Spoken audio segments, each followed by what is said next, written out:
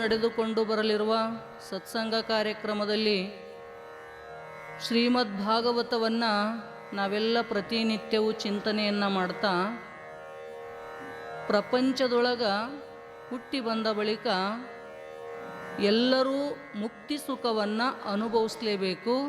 ಇದು ಪ್ರತಿಯೊಬ್ಬ ಜೀವನ ಆದ್ಯ ಕರ್ತವ್ಯ. ಅಂದ ಬಳಿಕ ಜ್ಞಾನಿಗಳು ಜ್ಞಾನದಿಂದ ಪರಮಾತ್ಮನ ಸಾಕ್ಷಾತ್ಕಾರವನ್ನು ಮಾಡಿಕೊಂಡ್ರ, ಯೋಗಿಗಳು ಯೋಗದಿಂದ ಸಾಕ್ಷಾತ್ಕಾರ ಮಾಡಿಕೊಂಡ್ರ, ಪ್ರಪಂಚದಲ್ಲಿ ಮುಳುಗಿರ್ತಕ್ಕಂಥ ವಿಷಯಾಸಕ್ತನಾಗಿರ್ತಕ್ಕಂಥ ಜೀವ ಹೆಂಗ ಪರಮಾತ್ಮನ ಸಾಕ್ಷಾತ್ಕಾರ ಮಾಡ್ಕೊಳ್ಳೋಕೆ ಸಾಧ್ಯ ಅದ ರೀ? ಅವನಿಗೆ ಜ್ಞಾನನೂ ಸಿಗುವಲ್ತು, ಯೋಗನೂ ಅವನಿಂದ ಆಗವಲ್ತು. ಹಾಗಾದ್ರೆ ಅವನ ಜನ್ಮ ನಿರರ್ಥಕ ಆಗುತ್ತದಲ್ಲ ಅಂತಕ್ಕಂಥ ಕಳಕಳಿಯನ್ನಿಟ್ಟುಕೊಂಡಿರ್ತಕ್ಕಂಥ ವ್ಯಾಸ ಭಗವಂತ ವಿಚಾರ ಮಾಡಿ ಹೊಸದೊಂದು ಮಾರ್ಗವನ್ನು ನಿಮ್ಮೆಲ್ಲರಿಗೂ ತಿಳಿಸ್ತೀನಿ ಅಂತ ತಿಳ್ಕೊಂಡು ಭಕ್ತಿಯ ಮಾರ್ಗದ ಕಡೆ ನಮ್ಮೆಲ್ಲರನ್ನ ಕರ್ಕೊಂಡು ಹೊಂಟಿದ್ದಾನೆ. ಯಾರು ಪರಮಾತ್ಮನ ಭಕ್ತಿಯನ್ನು ಮಾಡ್ತಾರ ಆ ಭಕ್ತಿಯಿಂದನೂ ಕೂಡ ಮುಕ್ತಿಯನ್ನು ಪಡ್ಕೊಳ್ಳೋಕೆ ಬರ್ತದ ಅಂತ ತಿಳ್ಕೊಂಡು ಗೋಪಿಕಾ ಸ್ತ್ರೀಯರ ಉದಾಹರಣೆಯನ್ನು ತಿಳಿಸ್ತಾ, ಪ್ರತಿಯೊಂದು ಕೆಲಸಗಳನ್ನು ಮನೆಯೊಳಗೆ ನೀವು ಮಾಡಿದ್ರೂ ಕೂಡ ಅದು ಪರಮಾತ್ಮಂದೇ ಅಂತಕ್ಕಂಥ ಭಾವನೆಯನ್ನು ಇಟ್ಟುಕೊಂಡು ಮಾಡು. ಸದಾ ನನ್ನ ಹಿಂದ ಮುಂದ ಜೊತೆಗೆ ಪರಮಾತ್ಮ ಇರುತ್ತಾನ ಅಂತಕ್ಕಂಥ ಭಾವ ಸಂಪೂರ್ಣವಾಗಿ ನಿನ್ನೊಳಗೆ ಇತ್ತು ಅಂತ ಕೇಳಿದ್ರ, ನೀ ನಿರಂತರವಾಗಿ ಭಗವಂತನ ಚಿಂತನೆಯನ್ನು ಮಾಡ್ತಾ ಮಾಡ್ತಾ ಪರಮಾತ್ಮನೇ ಆಗಿಬಿಡುತ್ತಿ ಅಂತ ಹೇಳಕೊಂಟಾರ ಅವ್ರು. ಏನ್ರಿ, ಬ್ರಹ್ಮನನ್ನು ತಿಳಿಲಿಕ್ಕೆ ಹೋಗಿ ಬ್ರಹ್ಮಸ್ವರೂಪರಾದರು, ಪರಮಾತ್ಮನನ್ನು ಅರಿಲಿಕ್ಕೆ ಹೋಗಿರ್ತಕ್ಕಂಥ ಭಕ್ತ ಪರಮಾತ್ಮನೇ ಆಗಿಬಿಡುತ್ತಾನ.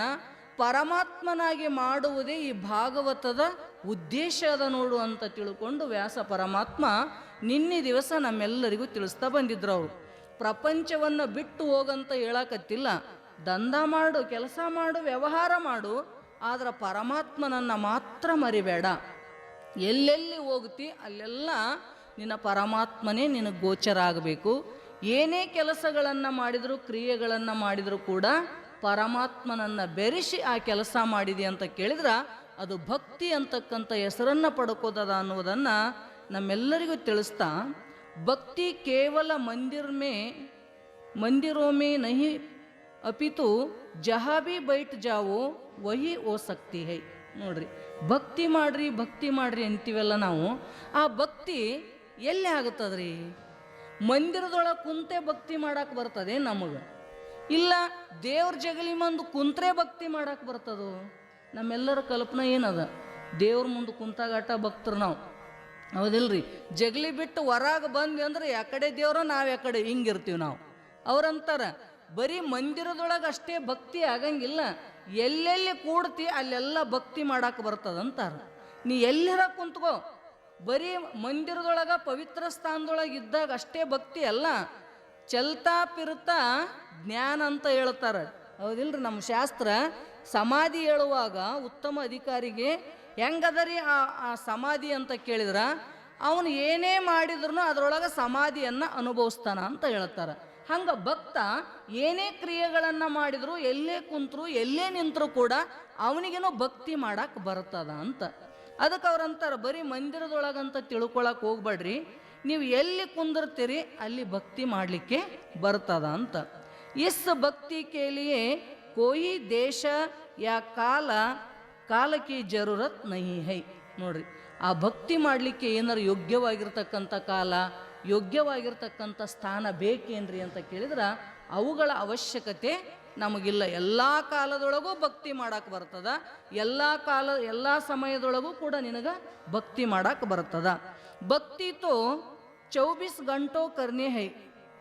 ಎಷ್ಟು ಗಂಟೆ ಮಾಡ್ಬೇಕ್ರಿ ಭಕ್ತಿ? ತಾಸ 5 ನಿಮಿಷ ಅಲ್ಲ, 24 ತಾಸನು ಭಕ್ತಿನೇ ಮಾಡು ಅಂತ. ಅಂದ್ರೆ ಕೆಲಸ ಬಿಟ್ಟು ಹಂಗೆ ಕುಂದ್ರಂತೀರೇನ್ರಿ? ಅದು ಹೇಳಕತ್ತಿಲ್ಲ ಅವರು, ಅದಿಲ್ರಿ. ಏನೇ ಕೆಲಸಗಳನ್ನು ಮಾಡು, 24 ತಾಸು ನಿನ್ನಿಂದ ಭಕ್ತಿ ಆಗಬೇಕು. ಅದು ಹೆಂಗ್ರಿ ಅಂತ ಕೇಳಿದ್ರ, ಭಕ್ತಿಗೆ ಕಾಲ ಅವ್ರ ಭೋಗಕ್ಕೆ ಕಾಲ ಐಸಾ ಜೋ ಬೇದ ರಕ್ತ ಹೈ ವಹ ಭಕ್ತಿ ನಹಿ ಕರ್ ಸಕ್ತಾ. ನೋಡ್ರಿ, ಪೂಜೆಗೆ ಒಂದು ಟೈಮ್ ಬೇರೆ, ಭೋಗಗಳನ್ನು ಭೋಗಿಸ್ಲಿಕ್ಕೆ ಮತ್ತೊಂದು ಟೈಮ್ ಬೇರೆ, ಕೆಲಸ ಮಾಡಾಕ ಮತ್ತೊಂದು ಟೈಮ್ ಬೇರೆ ಅಂತ ಏನು ಸಮಯಗಳನ್ನು ಭೇದ ಮಾಡ್ತಾನ ಅವನಿಗೆ ಯಾವತ್ತೂ ಭಕ್ತಿ ಮಾಡಕ್ಕೆ ಸಾಧ್ಯನೇ ಇಲ್ಲ. ಆಗ್ತದೇನ್ರಿ ಹಂಗೆ ಭಕ್ತಿ? ನಮ್ಮ ಪೂಜೆಗೆ ಟೈಮೇ ಸಿಗುವಲ್ತಂತೀವಿ ನಾವು, ಹೌದ್ರಿ? ಎಷ್ಟು ಭೋಗಗಳನ್ನು ಭೋಗಿಸ್ಲಿಕ್ಕೆ ಟೈಮ್ ತಗೋತೀವಲ್ಲ, ವಿಷಯಗಳನ್ನು ಭೋಗಿಸ್ಲಿಕ್ಕೆ ವ್ಯವಹಾರ ಮಾಡೋಕೆ ಟೈಮ್ ತಗೋತೀವಿ, ಭಕ್ತಿ ಮಾಡೋಕೆ ಟೈಮ್ ಸಿಗ್ತದೇನ್ರಿ? ನಾವೆಲ್ಲ ಮಾಡ್ಬೇಕಂತೀವ್ರಿ, ಆಗಂಗ ಇಲ್ಲ ಅಂತಾನೆ, ಸಮಯನೇ ಸಿಗಂಗಿಲ್ಲ ಅಂತ. ಅದಕ್ಕೆ ಅದೇ ಸಮಯದೊಳಗೆ ಭಕ್ತಿ ಮಾಡ್ಬೇಕು, ಇದೇ ಸಮಯದೊಳಗೆ ಭಕ್ತಿ ಮಾಡ್ಬೇಕು ಹಿಂಗಿಲ್ಲ. ಎಲ್ಲ ಟೈಮಿನೊಳಗೂ ನಿನಗೆ ಭಕ್ತಿ ಮಾಡಕ್ಕೆ ಬರ್ತದ ಅಂತ ಅವರು. ಅದಕ್ಕೆ ಭಕ್ತಿ ಸತತ ಕರು, ಯಾವಾಗಲೂ ಕೂಡ ಪರಮಾತ್ಮನ ಪ್ರೇಮವನ್ನು ನಿನ್ನ ಹೃದಯದೊಳಗೆ ಇಟ್ಕೋ. ನಿರಂತರ ಕರು, ಹೆಂಗೆ ಮಾಡ್ಬೇಕ್ರಿ? 1 ತಾಸ 5 ನಿಮಿಷ 10 ನಿಮಿಷ ಇಲ್ಲ, ಹೆಂಗೆ ಮಾಡು? ನಿರಂತರವಾಗಿ ಇರಬೇಕದು ಭಕ್ತಿ. ಮತ್ತು 24 ಗಂಟೆ ಬ್ರಹ್ಮಕ್ಕೆ ಸಂಬಂಧ ಬನಾಯೇ ರಖೋ. ನೋಡ್ರಿ, 24 ತಾಸು ಬ್ರಹ್ಮದ ಜೊತೆಗೆ ಸಂಬಂಧವನ್ನು ಇಟ್ಕೊಳ್ಳೋಕೆ ಪ್ರಯತ್ನ ಮಾಡು, ಹೌದಿಲ್ರಿ? ಹೆಂಗೆ ಪ್ರಪಂಚದ ಸಂಬಂಧ ಕುಂತಾಗ ನಿಂತಾಗ ಓದಾಗ ಬಂದಾಗ ನಿದ್ಯಾಗ ಸಹಿತ ಸಂಬಂಧ ಐತಿ ನಮಗೆ, ಹೌದಿಲ್ರಿ? ಸಂಸಾರದ್ದು ಅವ್ರೇನಂತಾರ, ಬ್ರಹ್ಮದ ಜೊತೆಗೆ ಸಂಬಂಧವನ್ನು 24 ತಾಸು ನೀನು ನಿರಂತರ ಇಟ್ಕೊಳ್ಳೋಕೆ ಪ್ರಯತ್ನ ಮಾಡು. ಹಮೇಶ ಧ್ಯಾನ ರಖೋ, ಸದಾ ಸಾವಧಾನ್ ರಹೋ ಕಿ ಮಾಯಾ ಕೆ ಸಾಥ್ ಸಂಬಂಧ ನ ಹೋ ಜಾಯ್. ನೋಡ್ರಿ, ಅವ್ರು ಹೇಳ್ತಾರ, ಧ್ಯಾನ ಇರಲಿ, ನಿಮಗೊಂದಿಟ್ಟು ಎಚ್ಚರ ಇರಲಿ, ಸಾವಧಾನವಾಗಿರ್ರಿ. ಯಾಕಂತ ಕೇಳಿದ್ರ, ಒಂದು ವೇಳೆ ನಿಮಗೆ ಮಾಯದ ಜೊತೆಗೆ ಸಂಬಂಧ ಆಯ್ತಂದ್ರ ಅದರಿಂದ ಎಚ್ಚರಿರ್ರಿ ಅಂತಾರ ಅವರು. ಮಾಯದ ಜೊತೆಗೆ ಬೆರೆಯಕ್ಕೆ ಹೋಗ್ಬೇಡ್ರಿ, ಪರಮಾತ್ಮನ ಜೊತೆಗೆ ಸಂಬಂಧವನ್ನು ಬೆಳೆಸ್ಲಿಕ್ಕೆ ಪ್ರಯತ್ನ ಮಾಡ್ರಿ. ಒಂದು ವೇಳೆ ಮಾಯದ ಜೊತೆಗೆ ಸಂಬಂಧ ಬೆಳೆಸಿದ್ವಿ ಅಂದ್ರೆ ಏನಾಗ್ತದ್ರಿ? ನಮಗೆ ನಿರಂತರ ದುಃಖ, ಹೌದ್ರಿ? ನಾವೀಗ ಸಂಬಂಧ ಎಲ್ಲಿ ಇಟ್ಕೊಂಡಿವಿ? ಮಾಯಾದೊಳಗೆ ಸಂಬಂಧ, ಮಾಯದ ಕಾರ್ಯವಾಗಿರ್ತಕ್ಕಂಥ ದೇಹಾದಿಗಳೊಳಗೆಲ್ಲ ಸಂಬಂಧವನ್ನು ಬೆರೆಸ್ಕೊಂಡವ್ರು ನಾವು. ಈ ಸಂಬಂಧ ಕಿತ್ತಾಕನೇ ಇಷ್ಟೆಲ್ಲ ಶಾಸ್ತ್ರಗಳು ಹೋರಾಡಕತ್ತಾವು, ಹೌದಂತೀರ ಇಲ್ಲ? ಎಷ್ಟು ಗಟ್ಟಿಯಾಗ್ಯದ ನಮಗೆ ಮಾಯದ ಜೊತೆ ಸಂಬಂಧ. ಮಹಾತ್ಮರಂತಾರಪ್ಪ, ಇದು ನಿನಗೆ ಜನ್ಮಕ್ಕೆ ತರ್ತದ, ದುಃಖವನ್ನು ಕೊಡ್ತದ, ಎಚ್ಚರಿರು ಅಂತಾರವ್ರು. ಸಾವಧಾನವಾಗಿರು, ಸದಾ ನಿತ್ಯ ನಿರಂತರವಾಗಿ ಪರಮಾತ್ಮನ ಜೊತೆಗೆ ಬ್ರಹ್ಮದ ಜೊತೆಗೆ ಸಂಬಂಧವನ್ನು ಬೆರೆಸಲಿಕ್ಕೆ ಪ್ರಯತ್ನ ಮಾಡು. ಜಬ್ ವಾಸುದೇವಜಿನೇ ಶ್ರೀಕೃಷ್ಣ ಕೋ ಮಸ್ತಕ್ ಪರ್ ಪರದಾಯ ತಬ್ ಉನ್ಕಾ ಬ್ರಹ್ಮ ಸಂಬಂಧ ಹುವಾ. ನಿಮಗೆ ಗೊತ್ತದ, ಯಾವಾಗ ಕೃಷ್ಣ ಪರಮಾತ್ಮ ಜೈಲಿನೊಳಗಿರ್ತಕ್ಕಂಥ ಪ್ರಸಂಗದೊಳಗೆ ಜನ್ಮವನ್ನು ತಗೊಂಡ. ಎಲ್ಲಿ ತಗೊಂಡವ ಜನ್ಮ? ಜೈಲಿನೊಳಗೆ ತಗೊಂಡ, ಹೌದಿಲ್ರಿ? ಜೈಲಿನೊಳಗೆ ತಗೊಂಡಿದ್ದ ಆ ವಾಸುದೇವ ಅವನಿಗೆಲ್ಲ ಏನು ಮಾಡಿದ್ರು ಅಂದ್ರೆ ಬೇಡಿ ಹಾಕಿದ್ರು. ಓಡಿ ಹೋಗ್ಬಾರ್ದು, ಎಲ್ಲಿ ಹೊಡೆದಾಡ್ಬಾರ್ದು ಅಂತ ಕೈಗೆ ಕಾಲಿಗೆ ಎಲ್ಲ ಬಂಧನ ಮಾಡಿಟ್ಟಿದ್ರು, ಬೇಡಿಗಳನ್ನು ಹಾಕಿದ್ರು. ಯಾವಾಗ ಕೃಷ್ಣ ಪರಮಾತ್ಮನ ಜನ್ಮ ಆಯಿತು, ಅವಾಗ ಆ ಕೃಷ್ಣನನ್ನು ಒಯ್ದು ಗೋಕುಲದೊಳಗಿಟ್ಟು ಬರಬೇಕಾಗಿತ್ತು ಅವರು, ಹೌದಿಲ್ರಿ? ಅವಾಗ ಏನು ಮಾಡಿದ? ಪರಮಾತ್ಮನಿಗೆ ಆದೇಶ ಆಯಿತು. ಎದ್ದು ಏನು ಮಾಡಿದ ಅಂದ್ರೆ ಆ ಪರಮಾತ್ಮನನ್ನು ಒಂದು ಬುಟ್ಟಿ ಒಳಗೆ ಹಾಕ್ಕೊಂಡ. ಅದನ್ನು ಏನು ಮಾಡಿದ ಅಂದ್ರೆ ತಗೊಂಡು ತಲೆ ಮ್ಯಾಗ ಇಟ್ಕೊಂಡ. ಬೇಡಿ ಇದ್ವಿಲ್ರಿ, ಇದ್ದು ಅವಾಗ ತಲೆ ಮ್ಯಾಗ ಯಾವಾಗ ಬ್ರಹ್ಮದ ಸಂಬಂಧ ಆಯಿತು. ವಾಸುದೇವ ಅಂದ್ರೆ ಯಾರು? ಪರಬ್ರಹ್ಮ ಸ್ವರೂಪನೇ ಅದನವ. ಮತ್ತು ಬ್ರಹ್ಮ ಬೇರೆ, ಆ ಕೃಷ್ಣ ಬೇರೆ ಅಂತ ಅಲ್ಲ, ಕೃಷ್ಣ ಪರಮಾತ್ಮನೇ ಪರಬ್ರಹ್ಮ ಸ್ವರೂಪ ಅದನ. ಯಾವಾಗ ವಾಸುದೇವ ಆ ಪರಮಾತ್ಮನನ್ನ ಗೋಕುಲಕ್ಕೆ ಒಯ್ಬೇಕಾಗಿತ್ತು, ಅವನನ್ನ ತಲೆ ಮ್ಯಾಗ ಇಟ್ಟುಕೊಂಡ ತಕ್ಷಣ ಏನಾಯಿತು ಅಂದ್ರ ಬ್ರಹ್ಮದ ಜೊತೆಗೆ ಸಂಬಂಧ ಆಯ್ತು ಅವನಿಗೆ, ತಿಳಿತ್ರಿ? ಯಾವಾಗ ಬ್ರಹ್ಮದ ಜೊತೆಗೆ ಸಂಬಂಧ ಆಯಿತು, ಉನಸೆ ಉನಕ ಹಾತ್ ಫೈರ್ಕಿ ಬೇಡಿಯ ಟೂಟ್ ಗೈ. ಏನಾಗಿಬಿಟ್ಟವ್ರಿ? ಎಲ್ಲ ಕೈ ಕಾಲಿಗೇನು ಬೇಡಿ ಹಾಕಿದ್ರು ತನ್ನಿಂದ ತಾನೇ ಕಳಚಿ ಬಿದ್ದು ಬಿಟ್ಟವು, ಹೌದ್ರಿ? ಹೆಂಗೆ ಹೊರಗೆ ಬರ್ತಾನ ಹಂಗಂಗ ಬಾಗ್ಲ ತಂಬುತ್ತಾವೇ, ಬಾಗ್ಲ ಕುಲ್ಲ ಆದವು. ಹೋದ, ಎಲ್ಲಿಗೆ ಹೋದ? ಯಮುನಾ ನದಿ ದಾಟಿದ. ಎಂದು ತುಂಬಿ ಅರಿತಿತ್ತು, ಮಳೆ ಬರ್ತಿತ್ತು. ಯಮುನಾ ನದಿ ದಾಟಿದ. ಯಮುನಾ ನದಿ ದಾಟಿ ಹೋದ ಗೋಕುಲದೊಳಗೆ ನಂದನ ಮನೆಯೊಳಗೆ ಹೋದ ಬಳಿಕ ಅಲ್ಲಿ ಕೃಷ್ಣ ಪರಮಾತ್ಮನನ್ನ ಇಟ್ಟ. ಅಲ್ಲಿ ಹುಟ್ಟಿರ್ತಕ್ಕಂಥ ಯೋಗ ಮಾಯ, ಹೌದಿಲ್ರಿ? ಯಾವಾಗ ಪರಮಾತ್ಮನನ್ನ ಕೆಳಗಿಳಿಸಿ ಯೋಗ ಮಾಯನ್ನ ಒತ್ಕೊಂಡು ಬಂದ ಒಳಗ ಕಾರಾಗೃಹದೊಳಗ ಬೇಡಿ ತನ್ನಿಂದ ತಾನೇ ಬಿದ್ದು ಬಿಟ್ಟು ಅವನ ಕೈ ಕಾಲಿಗೆ, ಹೌದಿಲ್ರಿ? ಅದಕ್ಕೆ ಹೇಳಕತ್ತಾರ, ಅವ್ರು ಉದಾಹರಣೆ ಕೊಟ್ಟು ಹೇಳ್ತಾರ. ಯಾವಾಗ ಆ ಪರಮಾತ್ಮನ ಸಂಬಂಧ ಆಗಿತ್ತು ಅವಾಗ ಬೇಡಿಗಳು ತನ್ನಿಂದ ತಾನೇ ಹರಿದು ಹೋಗ್ಬಿಟ್ಟಿದ್ವು. ಪರಂತು ಯೋಗ ಮಾಯಕ್ಕೆ ಲೇಕರ್ ಜಬ್ ವಾಪಸ್ ಪೌಂಚೆ ತೋ ಫಿರ್ ಸಂಬಂಧ ಬಂಧನ್ ಮೇ ಪಡಗಯ. ಮತ್ತೇನಾಗ್ಬಿಡ್ತು, ಯಾವಾಗ ಯೋಗ ಮಾಯ ಒತ್ಕೊಂಡು ಬಂದ ಮತ್ತು ಬಂಧನದೊಳಗೆ ಸಿಕ್ಕೊಂಡು ಬಿಟ್ಟ ನೋಡ್ರಿ. ಯಾರ್ರಿ? ವಾಸುದೇವ.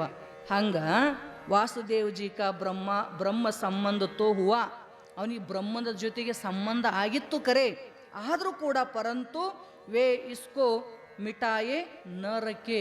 ನೋಡ್ರಿ, ಅವ್ರ ಟಿಕಾಯೆ ನ ರಕೆ ಅಂದ್ರೆ ಸದಾ ಆ ಬ್ರಹ್ಮದ ಜೊತೆ ಸಂಬಂಧ ಉಳಿಸ್ಕೊಳ್ಳಿಲ್ಲ. ಅವ ಏನು ಮಾಡಿಬಿಟ್ಟ, ಬ್ರಹ್ಮ ಸಂಬಂಧಕ್ಕೋ ಟಿಕಾಯೆ ರಕನ ಚಾಯೆ. ಅವ ಏನು ಮಾಡಿದ ಅಂತಕ್ಕೆ ಬೇಡಿ ಯಾಕೆ ಬಿತ್ತರಿ ಅವನಿಗೆ ಅಂತ ಕೇಳಿದ್ರ, ಯಾವಾಗ ಬ್ರಹ್ಮದ ಜೊತೆಗೆ ಸಂಬಂಧ ಇತ್ತು ಅವನಿಗೆ ಎಲ್ಲ ಹಾಕಿರ್ತಕ್ಕಂಥ ಬೇಡಿಗಳು ಹೋಗ್ಬಿಟ್ಟು, ಯಾವಾಗ ಮಾಯದ ಜೊತೆಗೆ ಸಂಬಂಧ ಇತ್ತು ಬೇಡಿಗಳು ತನ್ನಿಂದ ತಾನೇ ಹಾಕ್ಕೊಂಡು ಬಿಟ್ಟಲ್ಲ. ಅದಕ್ಕೆ ಅವ್ರಂತಾರೆ, ನೋಡಪ್ಪ ನೀನು ಕೂಡ ಈ ಮಾಯದ ಜೊತೆಗೆ ಸಂಬಂಧವನ್ನು ಬೆಳೆಸಕ್ಕೆ ಹೋಗ್ಬೇಡ, ನೀನು ಕಟ್ಕೋತಿದಿ. ಏನು? ಜನ್ಮ ಮರಣ ರೂಪಾತ್ಮಕವಾಗಿರ್ತಕ್ಕಂಥ ಬಂಧನದೊಳಗೆ ಬೀಳಬೇಕಾಗ್ತದ. ಈ ಬಂಧನ ಬೀಳಬಾರ್ದು ನಿನಗ ಅಂದ್ರೆ ಸದಾ ಪರಮಾತ್ಮನ ಜೊತೆಗೆ ಸಂಬಂಧವನ್ನು ಬೆಳೆಸ್ರಿ. ಯಾರ್ಯಾರ್ದ ಜೊತೆಗೆ ಸಂಬಂಧ ಬೆಳೆಸಿಬಿಟ್ಟಿವಿ ನಾವು, ಹೌದಿಲ್ರಿ? ಎಷ್ಟರ ಸಂಬಂಧ ಅದಾವ್ರಿ. ಹೊರಗಿನ ಸಂಬಂಧ ಯಾಕಡೆ ಇರಲಿ, ಏನಾರ ಒಂದಿಷ್ಟು ತ್ರಾಸಾಗಲಿ ವಿರೋಧ ಆಗಲಿ ಅವುಗಳಿಂದ ವಿರುದ್ಧ ಮಾಡ್ಕೊಳಕ್ಕೆ ಬರ್ತದೆ ನಮಗೆ. ಆದ್ರೆ ಒಳಗಿನ ಏನು ಸಂಬಂಧ ಗಟ್ಟಿಯಾಗ್ಯಾವ ನೋಡ್ರಿ. ಎಲ್ಲೆಲ್ಲಿ ಅಂತಃಕರಣ ಅಹಂಕಾರದ ಜೊತೆಗೆ ಏನು ಸಂಬಂಧ ಬೆರೆಸಿವಿ, ಹೆಂಗಾಗ್ಯದ್ರಿ? ಅಹಂಕಾರವೇ ಆತ್ಮ. ಎಷ್ಟು ತಾಧ್ಯಾತ್ಮವಾಗಿ ಬೆರ್ತೀವಲ್ಲ ನಾವು, ಅಹಂಕಾರ ಬೇರೆ ಆತ್ಮ ಬೇರೆ ಅಂತ ಗೊತ್ತೇ ಆಗವಲ್ತು ನಮಗೆ. ಆ ಸಂಬಂಧವನ್ನು ಗಟ್ಟಿಯಾಗಿ ಇಟ್ಕೊಂಡು ಕುಂತೀವಲ್ಲ, ಇದು ಏನದ ಚಿಜ್ಜಡ ಗ್ರಂಥಿ ಅಂತ ಕರೆದಿವಿ ನಾವು, ಹೌದಿಲ್ರಿ? ಈ ಚಿಜ್ಜಡ ಗ್ರಂಥಿ ಭೇದ ಆಗಬೇಕಾಗಿತ್ತಂದ್ರ ವಿವೇಕ ಅಂತಕ್ಕಂಥ ಒಂದು ಉಳಿಯಿಂದ ಇದನ್ನ ಕಡಿಯಾಕ ಬರ್ತದ. ವಿವೇಕದ ಮಶದುಳಿಯಿಂದ ಅಂತ ನಿಜಗುಂಡ್ರು ಕಡಿಯಾಕ ಬರ್ತದಂತ ಹೇಳಿದ್ರು. ಹಂಗ ನಿನ್ನ ಈ ಸಂಬಂಧ ಪರಮಾತ್ಮನ ಜೊತೆಗೆ ಇಟ್ಟುಕೊಂಡೆ ಅಂದ್ರ ಈ ಮಾಯಾ ಸಂಬಂಧಗಳು ಏನೇನದವಲ್ಲ ಎಲ್ಲ ಸಂಬಂಧಗಳು ಏಕಕಾಲದೊಳಗೆ ಮಾಯ ಆಗಿ ಹೋಗ್ಬಿಡ್ತಾವೆ. ಅದಕ್ಕೆ ಹೇಳಿದ್ವಿಲ್ಲ ನಾವು, ಏನೇನು ಪ್ರಪಂಚದ ಆರೋಪ ಆಗಿತ್ತು ಒಮ್ಮೆ ಬ್ರಹ್ಮಜ್ಞಾನ ಮಾಡ್ಕೊಂಡಿ ಅಂದ್ರ ಎಲ್ಲ ಹರಿದು ಹೋಗಿಬಿಡ್ತಾವೆ ನೋಡ್ರಿ. ಪರಮಾತ್ಮ ಒಬ್ಬ ನನ್ನವ ಅಂದೆ ಅಂದ್ರ ಮಾಯದ ಸಂಬಂಧಗಳೆಲ್ಲ ಹರಿದು ಹೋಗಿಬಿಡ್ತಾವೆ. ಅದಕ್ಕೆ ಸಂಬಂಧ ಎಲ್ಲಿಡ್ರಿ? ಪ್ರಪಂಚದ ಜೊತೆಗೆ ಸಂಬಂಧಗಳನ್ನು ಇಡಕ್ಕೆ ಹೋಗ್ಬೇಡ್ರಿ. ಯಾಕೆ ಇಡಬೇಡ ಅಂತೀರಿ? ದುಃಖ ಆಗ್ತದ್ರಿ. ಅದರಿಂದ ನಮಗೆ ಜನ್ಮ ಮರಣಗಳು ಬಂದು ಅದರಿಂದನೇ ಕಷ್ಟ ಕಾರ್ಪಣ್ಯಗಳೊಳಗೆ ಮುಣಿಗಿ ಮುಣಿಗಿ ಹೇಳಕತ್ತಾನ ಜೀವ.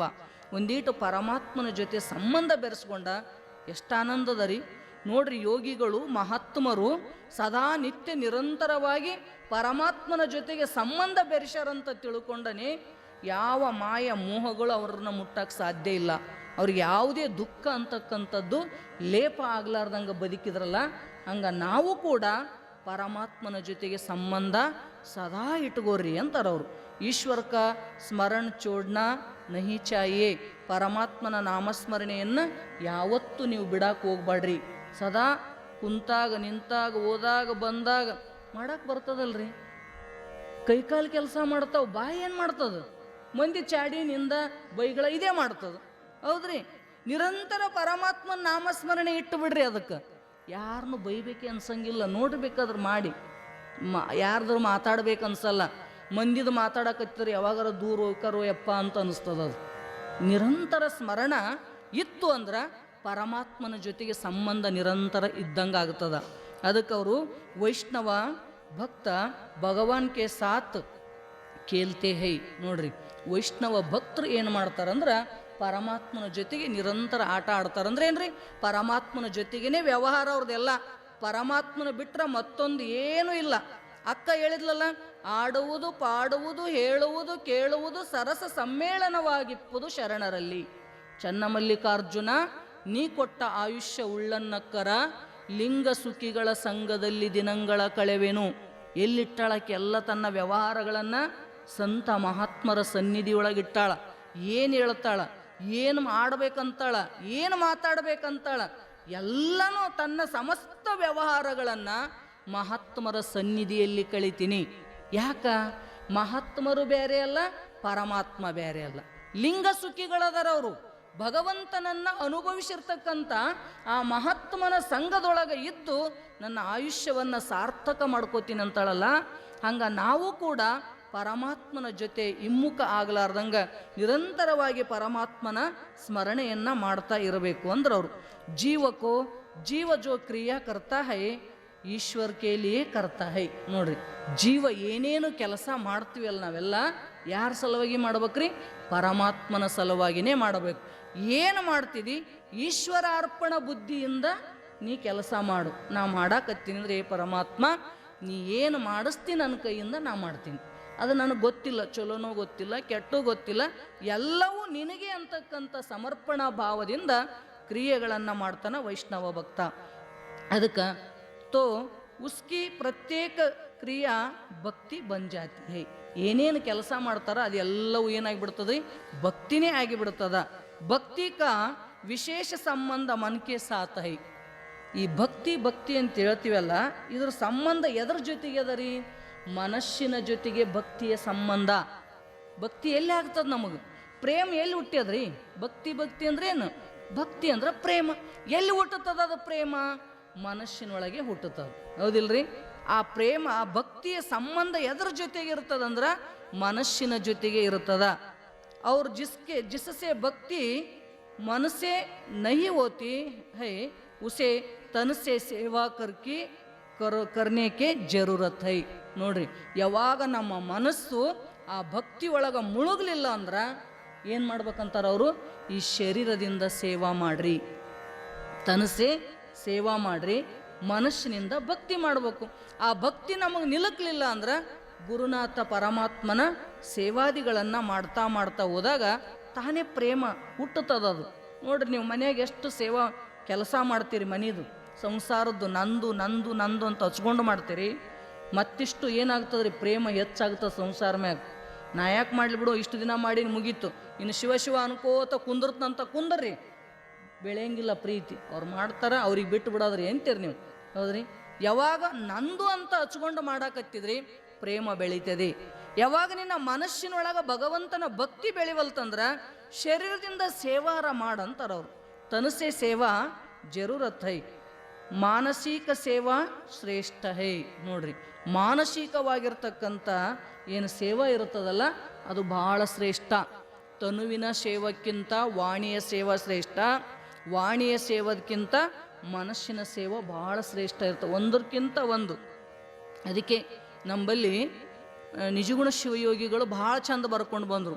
ಪರಮಾತ್ಮನ ನಾಮಸ್ಮರಣೆಯನ್ನು ನಾವು ಜೋರು ವೈಖರಿ ವಾಣಿಯಿಂದ, ಈಗ ಓಂ ನಮ ಶಿವ ಓಂ ನಮ ಶಿವ ಅಂತೀವಲ್ರಿ, ಜೋರು ಅನ್ನಕತ್ತಿದ್ವಿ ಅಂದ್ರೆ ನಮಗೇನು ಬೇಡಿದ ಇಷ್ಟಾರ್ಥಗಳು ಪ್ರಾಪ್ತಿಯಾಗುತ್ತವೆ. ವಾಣಿಯಿಂದ ಮಾಡಾಕತ್ತಿದ್ವಿ ಅಂದ್ರೆ, ವೈಖರಿ ವಾಣಿಯಿಂದ ಮಾಡಿದ್ವಿ ಅಂದ್ರೆ, ಮಧ್ಯಮ ವಾಣಿಯಿಂದ ಮಾಡಿದ್ವಿ ಅಂದ್ರೆ ಏನಾಗ್ತದ್ರಿ? ಮಧ್ಯಮ ವಾಣಿಯಿಂದ ಮಾಡಾಕತ್ತೀವಿ ಅಂದ್ರೆ ಬರೀ ತುಟಿಯಿಂದ ಅಷ್ಟೇ, ತುಟಿ ಅಳಿಗಾಡಿಸಿ ಮಾಡ್ತಿರ್ತಾರಲ್ಲ ಓಂ ನಮ ಶಿವ ಅಂತ ಒಳಗೆ ಅನ್ನೋದ್ರಿಂದ ಸ್ವರ್ಗ ಪ್ರಾಪ್ತಿ ಆಗ್ತದ. ಜೋರು ಅನ್ನೋದ್ರಿಂದ ಭೋಗ ಭಾಗ್ಯಗಳು ಸಿಗುತ್ತಾವು. ಇನ್ನು ಮಾನಸಿಕವಾಗಿ ಮಾಡಿದಂದ್ರೆ ಘನ ಮುಕ್ತಿಯುವುದು. ಏನು ಸಿಗುತ್ತದ? ಮಾನಸಿಕವಾಗಿ ಮಾಡ್ತಿದ್ದ ಜಪ ಅಂದ್ರೆ ಅವನಿಗೆ ಮುಕ್ತಿ ಅಂತಕ್ಕಂಥದ್ದು ದೊರೀತದ ಅಂದ್ರೆ ಅವರು. ಅಂದ್ರೆ ಏನು ಮಾಡ್ತಿದ್ದಿ ಮಾನಸಿಕವಾಗಿ ಮಾಡಿದ್ದು ಶ್ರೇಷ್ಠವಾಗಿರುತ್ತದೆ ಎಲ್ಲದಕ್ಕಿಂತ. ಅವರು ಸಾಧು ಸಂತತೋ ಮಾನಸಿಕ ಸೇವಾಮೇ ತನ್ಮೈ ರಹತೆ ಹೈ. ಆದ್ದರಿಂದ ಸಂತ ಮಹಾತ್ಮರು ಏನು ಮಾಡ್ತಿರ್ತಾರೆ?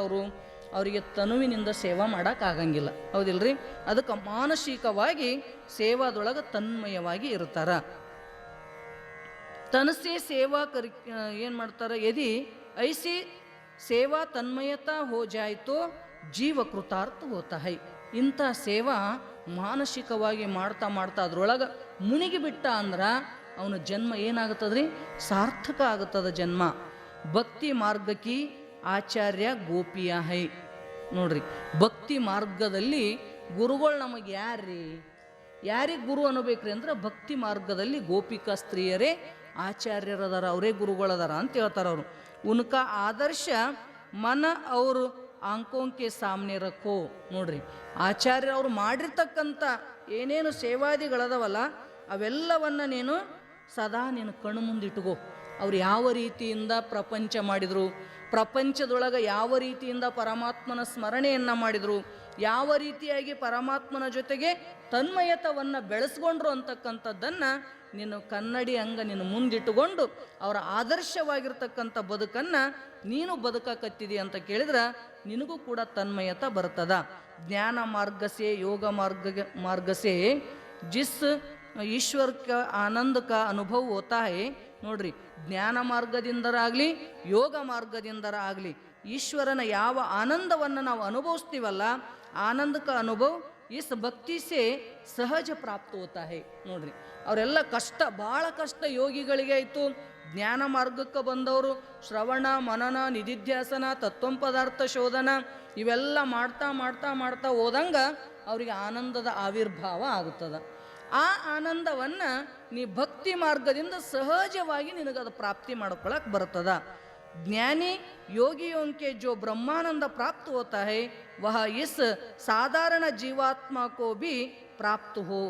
ನೋಡ್ರಿ, ಆ ಬ್ರಹ್ಮ ಯೋಗಿಗಳು ಮತ್ತು ಜ್ಞಾನಿಗಳು ಅನುಭವಿಸ್ತಕ್ಕಂಥ ಯಾವ ಬ್ರಹ್ಮಾನಂದ ಅದ, ಆ ಆನಂದವನ್ನು ಸಾಧಾರಣವಾಗಿರ್ತಕ್ಕಂಥ ನಿಮ್ಮಂಥ ಜೀವಾತ್ಮರು ಅನುಭವಿಸ್ಬೇಕು ಅಂತಕ್ಕಂಥ ಐಶೆ ಉದ್ದೇಶಶೇ ಶ್ರೀ ಭಾಗವತ ರಚನಕಿ ಗೈ ಹೈ. ಅದಕ್ಕಾಗಿಯೇ ಈ ಭಾಗವತವನ್ನು ನಾವು ರಚನೆ ಮಾಡ್ಕೋತ ಬಂದೀವಿ. ಇಸ್ಮೇತೋ ಭಗವಾನ್ ಕ ಸ್ವರೂಪ ಬತಾಯ ಹೈ. ಇದ್ರೊಳಗೆ ಏನು ಮಾಡ್ಯಾರ ಈ ಗ್ರಂಥದೊಳಗೆ ಅಂದ್ರೆ ಪರಮಾತ್ಮನ ಸ್ವರೂಪವನ್ನೇ ಹೇಳ್ಕೊಂಡು ಬಂದಾರ. ಅಂದ್ರೆ ಪರಮಾತ್ಮನ ಸ್ವರೂಪವನ್ನು ನಾವು ಚಿಂತನೆ ಮಾಡ್ತಾ ಮಾಡ್ತಾ ಹೋದಂಗೆ ಪರಮಾತ್ಮ ರೂಪರಾಗಕ್ಕೆ ಬರ್ತದ. ಅದಕ್ಕೆ ಪರಮಾತ್ಮನ ಸ್ವರೂಪವನ್ನು ಹೇಳ್ಯಾರ. ಭಗವಾನ್ ಕೈಸಾ ಹೈ. ಪ್ರಶ್ನೆ, ಪರಮಾತ್ಮ ಹೆಂಗದನ್ರಿ? ನಿಮಗೆ ಹೇಳ್ಯಾರ ಅವರಿಂದ ಏನಂತ? ಸಚ್ಚಿದಾನಂದ ರೂಪಾಯ ವಿಶ್ವೋತ್ಪತ್ಯಾದಿ ಹೇತವೇ ತಾಪತ್ರಯ ವಿನಾಶಾಯ ಶ್ರೀಕೃಷ್ಣಾಯ ವಯಂ ನಮಃ ಅಂತ ಏನು ಹೇಳಿದ್ರಲ್ಲ, ಅಲ್ಲಿ ಸಚ್ಚಿದಾನಂದ ರೂಪಾಯ, ಇಲ್ಲಿ ತನಕ ಸಚ್ಚಿದಾನಂದ ರೂಪ ಪರಮಾತ್ಮ ಅದನ. ಅಂಥ ಪರಮಾತ್ಮನ ಪ್ರಾಪ್ತಿ ಪ್ರತಿಯೊಬ್ಬ ಜೀವಾತ್ಮನ ಉದ್ದೇಶದ ಅಂತ ತಿಳ್ಕೊಂಡು ಹೇಳ್ತಾ ಬಂದರು. ಮತ್ತಿಲ್ಲಿ ಬಂದು ಏನು ಹೇಳಕತ್ತಾರ? ಪರಮಾತ್ಮ ಹೆಂಗದನ್ರಿ ಅಂತ ಮತ್ತೆ ಪ್ರಶ್ನೆ ಮಾಡಿದ್ರ ಮುಂದೆ ಆ ಪ್ರಶ್ನೆಗೆ ಉತ್ತರ ಏನು ಹೇಳ್ತಾರೆ ಅಂದರೆ ತಾಪತ್ರಯ ವಿನಾಶಾಯ ಶ್ರೀಕೃಷ್ಣಾಯ ವಯಂ ನಮಃ. ಎರಡನೇ ಆ ಸಾಲನ್ನು ಪ್ರತಿಪಾದನೆ ಮಾಡಲಿಕ್ಕೆ ಮುಂದಿಂದ ಏನು ಮಾಡ್ತಾರೆ ಅಂದರೆ ತಾಪತ್ರಯಗಳನ್ನು ವಿನಾಶ ಮಾಡ್ತಕ್ಕಂಥದ್ದು ಪರಮಾತ್ಮನ ಸ್ವರೂಪ ಅದ ಅಂತ ಹೇಳಿದರು. ಆ ತಾಪತ್ರಯಗಳು ಯಾವುವು? ಪರಮಾತ್ಮನಿಗೆ ಶರಣಾಗತ ಆಗಿರ್ತಕ್ಕಂಥ ಜೀವಾತ್ಮರು ಆ ತಾಪತ್ರಯಗಳನ್ನು ಯಾವ ರೀತಿಯಿಂದ ನಾಶ ಮಾಡ್ಕೋತಾರ ಅಂತಕ್ಕಂಥ ವಿಷಯವನ್ನು ನಾಳೆ ದಿವಸ ಮತ್ತೆ ಚಿಂತನೆ ಮಾಡೋಣ. ಇದೇ ವಿಷಯವನ್ನು ಕುರಿತು ಸದ್ಗುರು ಅಪ್ಪಾಜಿಯವರು ನಮ್ಮೆಲ್ಲರಿಗೂ ತಿಳಿಸ್ತಾರಂತ ಹೇಳ್ತಾ ನನ್ನ ನೆಡುತುದಲ್ ನುಡಿಗಳನ್ನು ಸದ್ಗುರುನಾಥ ನಡೆದ ಅವರುಗಳಲ್ಲಿ ಅರ್ಪಿಸ್ತಾ ಇದ್ದೀನಿ. ಅರಿವು